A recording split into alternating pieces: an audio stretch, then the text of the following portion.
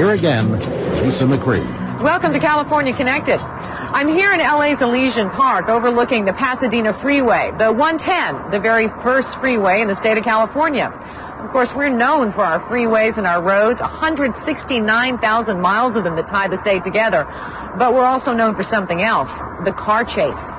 Last year, there were more than 7,000 car chases in our state, some of them deadly.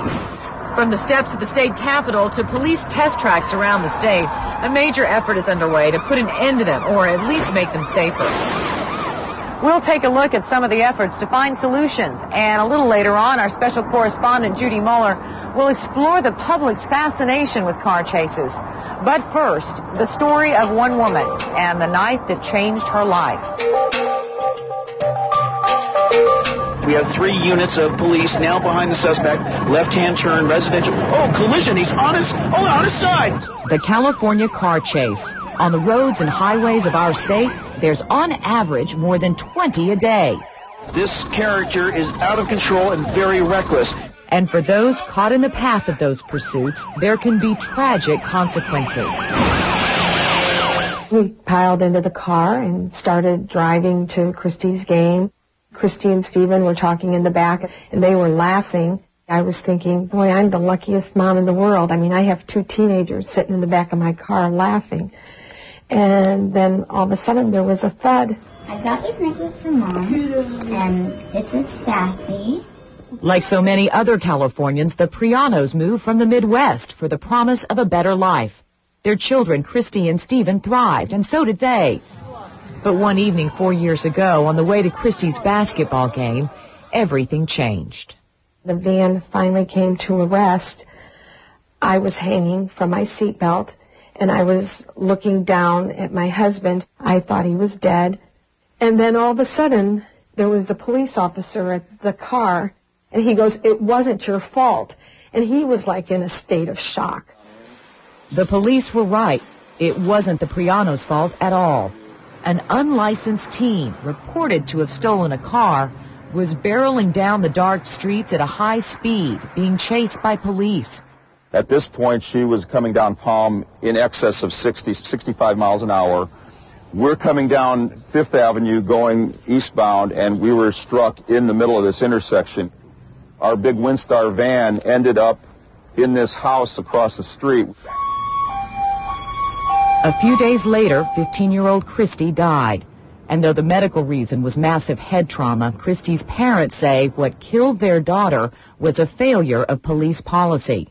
After we buried Kristie, I found out the car wasn't stolen at all, that it was a joyriding teen who had taken her mother's car without permission. And prior to that chase, that girl was not running stop signs and she was not speeding. She never even was physically arrested. And my daughter died. And there's nothing wrong with our pursuit policies in the state of California. The Prianos began a statewide campaign to create a law that would set specific guidelines for pursuits and hold officers and agencies liable if those guidelines weren't followed. That touched off an emotional debate that continues today over just how much power law enforcement should have. Look, a decade ago, more than a decade ago, we said it's wrong for a police officer to pull out his weapon and shoot at somebody who's running away. I'm saying the same thing with a 4,000-pound car. Senator Sam Onnested found each jurisdiction set its own rules, with only a few guidelines from the state.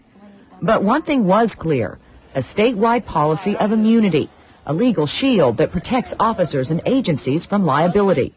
We are the only state that gives immunity to the police to any lawsuit or any wrongdoing regarding a police pursuit that ends up in injury or death. No other state gives immunity. Senator Onnested, go ahead and open. So Onnested sponsored Kristie's Law, which would severely limit the list of chaseable offenses and make officers and departments accountable if they broke the rules, a measure he knew could be politically explosive. Did you fear repercussions? I didn't fear them. I expected them. That's why I called my staff in before we even brought the topic up and said, you know, we're going to be vilified for this.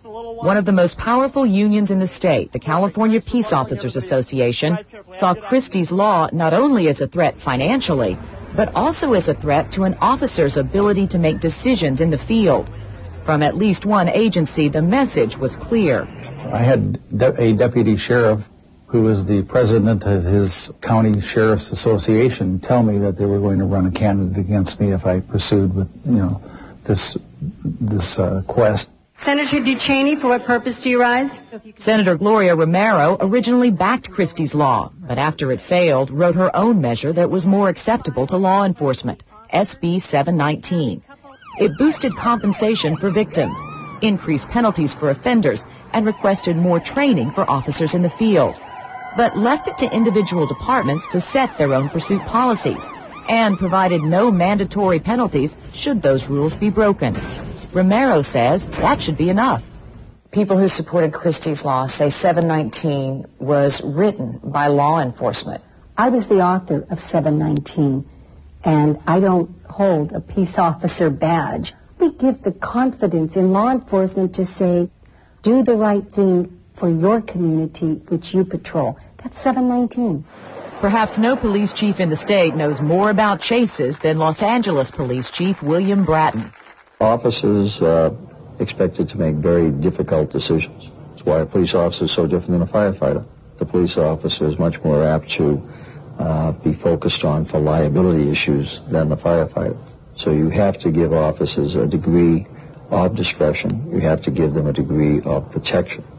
Chief Bratton makes no apologies for protecting the powers of his officers in the field, but went ahead with a change of his own to make pursuits safer.